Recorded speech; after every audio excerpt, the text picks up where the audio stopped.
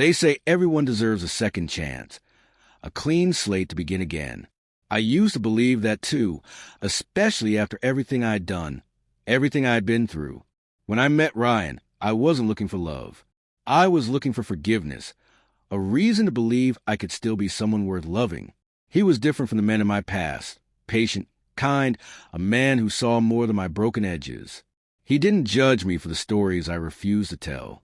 He just held me close and said, "You don't have to prove you've changed. Just show me."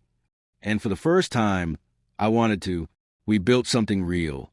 Slow mornings, coffee on the balcony, shared playlists and silent promises that felt stronger than vows. I left my old life behind. The parties, the late-night chaos, the lies I once told to feel desired. I deleted the photos, the numbers, the chats, everything. Or at least, I thought I did. One quiet evening, months after our wedding, I was scrolling through my emails when something strange appeared in my inbox, a notification from an old dating app. The subject line read, "Someone just like your profile." My stomach tightened. For a second, I froze. I hadn't used that app in years. I had deleted it, or maybe I only thought I did. I clicked on it instinctively, half curious, half afraid. My profile was still there. Smiling photos, playful bio, a younger version of me that looked carefree, but wasn't. I laughed nervously, brushing it off. It doesn't matter, I told myself. It's just an old account. I didn't delete it that night. I just closed the tab and promised I'd get to it later. But that small act of carelessness was the first crack in the perfect picture we had painted together. If I had known how fast one ghost from my past could destroy everything I built in my present, I would have deleted more than just that profile. I would have deleted the part of me that still needed to be seen, even when I already had everything I ever wanted. For the next few days, life went on as usual, or at least it seemed that way. Ryan still kissed me good morning, still left for work with a smile, still texted little check-ins during the day. But something in his eyes had shifted, something I couldn't name at first. It started with silence, the kind that feels heavier than anger. He'd sit across from me at dinner, lost in his thoughts, pretending to listen as I talked about my day. I'd ask if he was okay, and he'd force a smile, that polite kind of smile people use when they're already halfway gone. Then one evening, as we were watching TV, I noticed him scrolling through his phone, his jaw clenched, his eyes sharp with focus. He looked at me for a brief second, then looked away, as if what he'd just seen changed everything. I didn't ask. I was too scared to. The next morning, he left earlier than usual. No goodbye kiss, no note on the counter. Just quiet. I told myself he was tired, maybe stressed, but a strange chill ran through me, that uneasy feeling you get when something invisible begins to crack. That night, as I was tidying up, Ryan's phone buzzed on the table. Normally, I'd never look.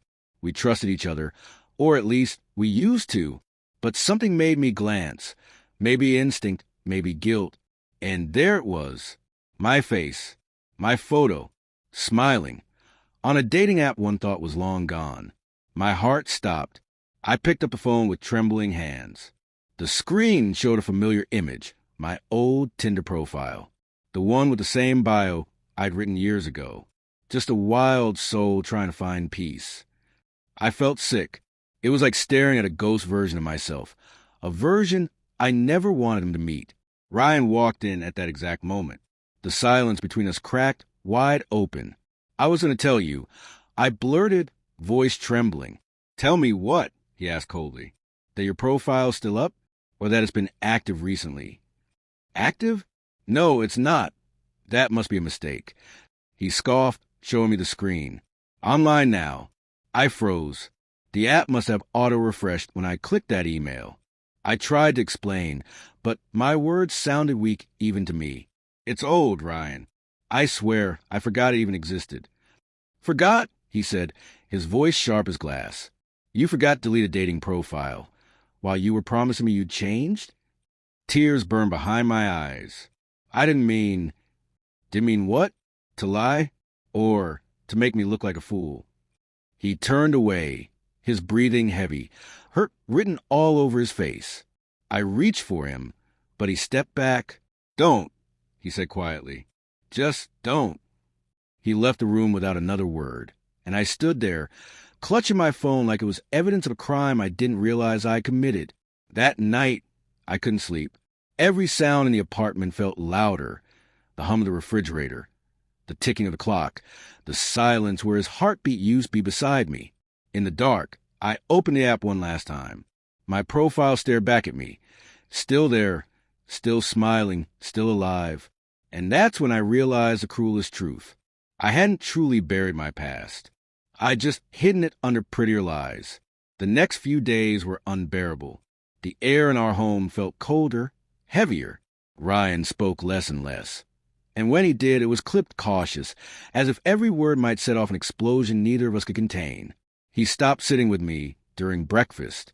The chair across from mine remained empty, the coffee pot untouched. The only thing louder than the silence was the distance between us. Then, one evening, I came home to find him waiting in the living room. No TV, no music, just him, sitting on the couch, his phone in his hand. His expression was calm, too calm, the kind of calm that hides a storm underneath. "Sit down," he said quietly. My stomach dropped. He turned his phone toward me. The screen showed my old profile again. Same photo, same bio, but this time there were messages. "Care to explain this?" he asked. The messages weren't recent, at least not for me. They were simple things. "Hey, you look familiar. How's your week?" But seeing them there next to my picture made me feel exposed. "Ryan, I didn't write those. I swear I didn't." He tilted his head, studying me like I was a stranger. "Then who did?" "Because whoever she is, she looks exactly like you, talks exactly like you. And apparently she was online 2 nights ago." I swallowed hard. That must have been when I clicked the email. It probably reactivated the profile automatically. He gave a small, humorless laugh. "You expect me to believe that? After everything we've been through? After all those talks about honesty?" "Please," I said softly, my voice breaking. "It wasn't intentional. I didn't meet anyone. I didn't even use it. But you logged in." He cut me off. "You chose to look. That's enough." He stood up, pacing. "Do you know what that does to a person? To think they finally have someone they can trust, only to find out they're still competing with ghosts." Tears rolled down my cheeks, hot and uninvited. "I made a mistake, Ryan. I shouldn't have even opened that email. I wanted to see if it was really gone." He stopped pacing and looked at me, not with anger, but with something worse, disappointment. "That's the thing," he said quietly. "You always want to see before you let go. You don't delete until you've double-checked that it's safe. But relationships don't work like that, Anna. Trust isn't something you test. It's something you keep." His words cut deeper than any argument ever could. I wanted to scream, to explain, to beg him to understand that it wasn't what he thought. But deep down, I knew he was right. I had opened a door I promised to keep closed. "Do you love me?" he asked suddenly, his voice trembling. "Yes," I whispered, "more than anything." "Then why does it feel like I'm the only one trying to protect what we have?" He turned away before I could answer. The silence that followed was deafening. I wanted to reach for him, to tell him that the woman he found online wasn't me anymore, that she was a leftover shadow of who I used to be. But how could I say that when I was the one who brought her back? Ryan walked to the door, grabbed his keys, and said quietly, "I need space." And just like that, he was gone.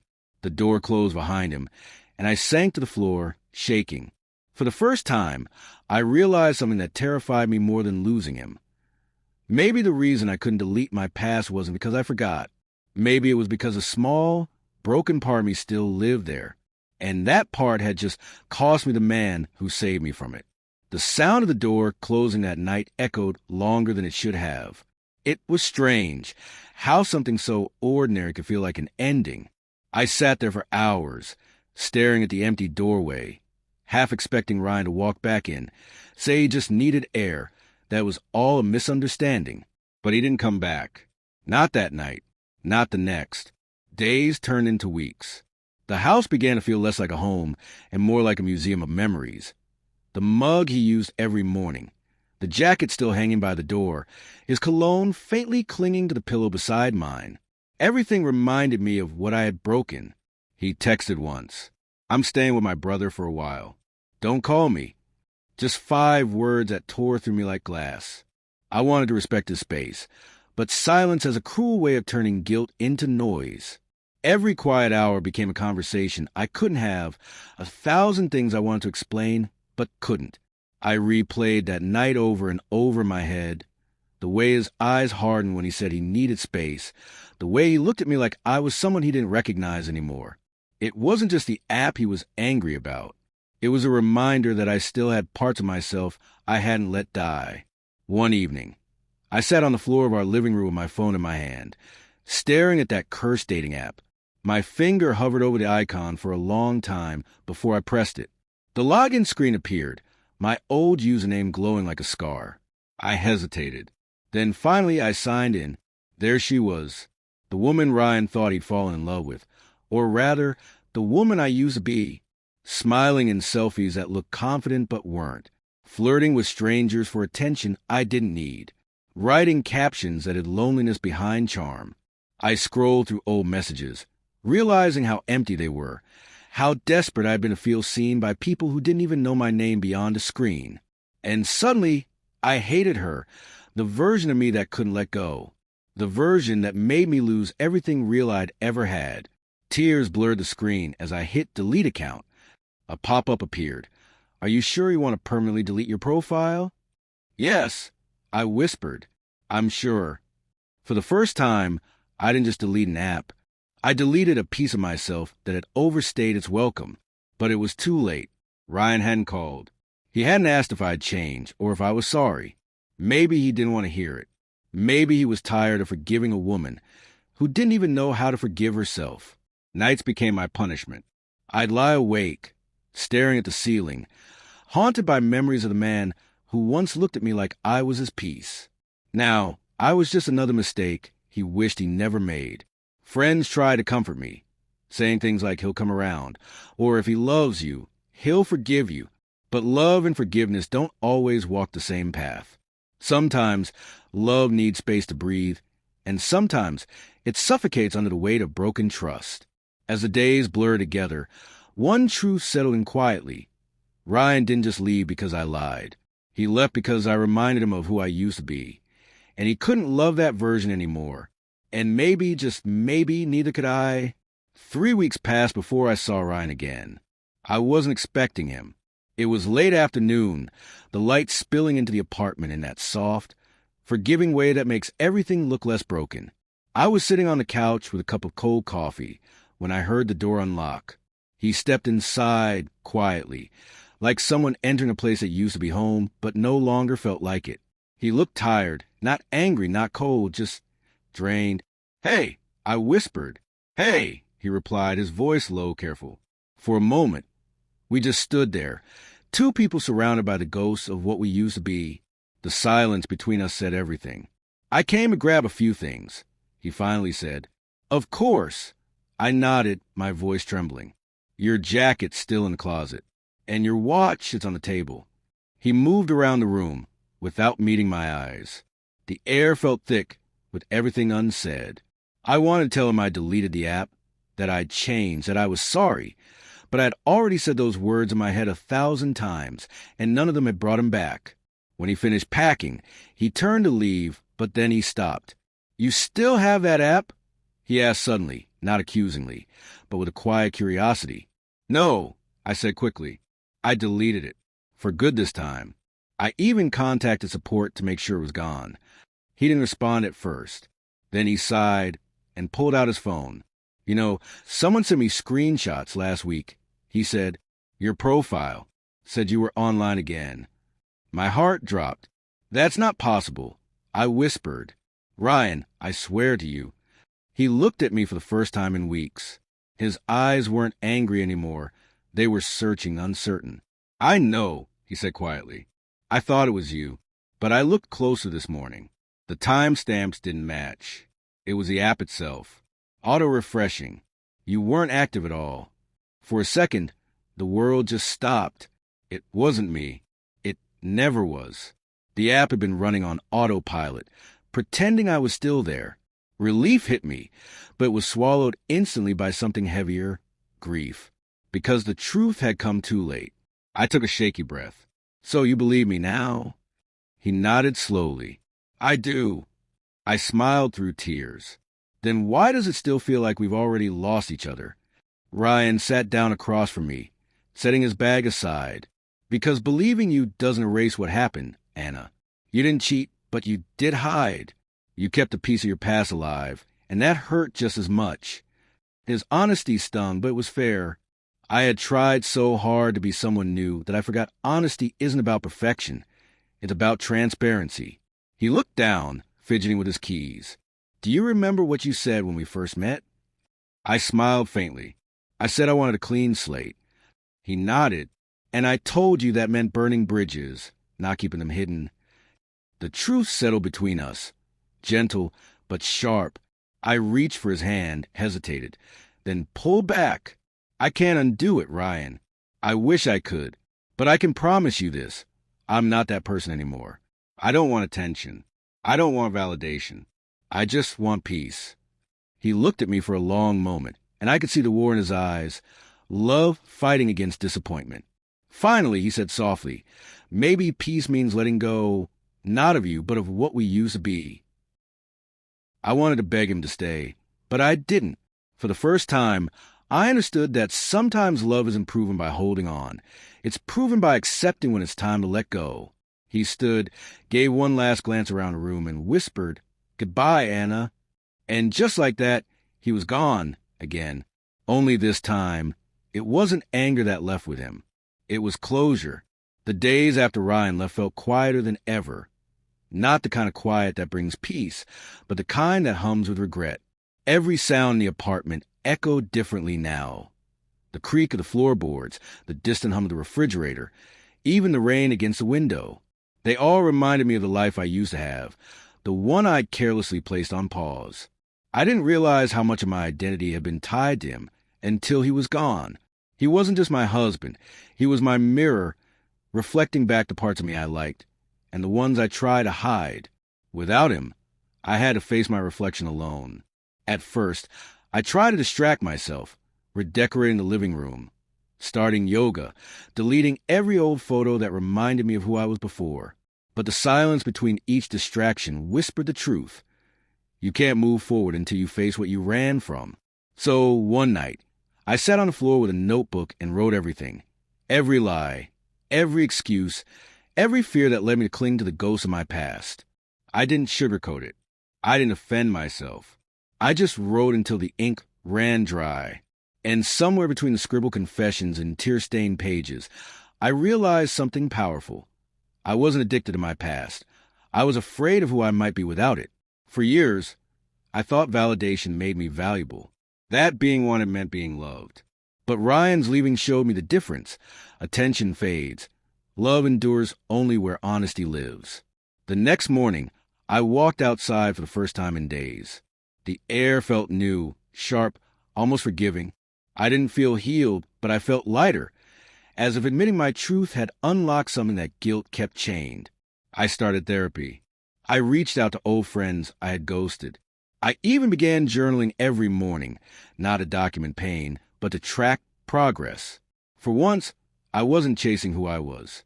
I was becoming who I needed to be. Ryan never came back. He didn't have to. His absence taught me the lesson his love couldn't. That redemption isn't something you beg for. It's something you build slowly, through choices that align with who you want to be. And maybe, just maybe, someday he'd hear my name and think not a betrayal, but a woman who finally learned what truth feels like. It's been 8 months since Ryan walked out of that apartment. Time is a strange way of healing, not by erasing the past, but by softening its edges. The pain that once felt unbearable now sits quietly beside me, like an old friend who doesn't speak much anymore. I moved to a smaller place by the coast. The walls are white, the mornings filled with light. I planted a few flowers on the balcony, small things that remind me that growth doesn't happen overnight, but it does happen. Sometimes I still think about him, about us, not with bitterness, but with gratitude. Because love, even when it ends, leaves something behind. A lesson, a truth, a part of yourself you didn't know existed. One afternoon, while sorting through old files, I found a photo of us, laughing at a cafe, eyes locked, completely unaware of the storms ahead. I didn't cry this time. I just smiled, realizing that those memories weren't chains anymore. They were reminders of how far I'd come. I've stopped trying to rewrite my story. I don't need to erase my past. I just need to understand it. Every mistake, every lie, every scar became a part of my becoming. A few weeks ago, Ryan sent me a message. Just one line. I'm glad you found peace. No promises. No apologies. Just acknowledgement, and that was enough. Because peace isn't about getting back what you lost.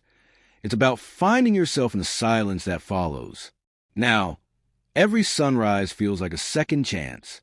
I sip my coffee, listen to waves, and whisper a quiet truth to myself. I may have lost him, but I finally found me.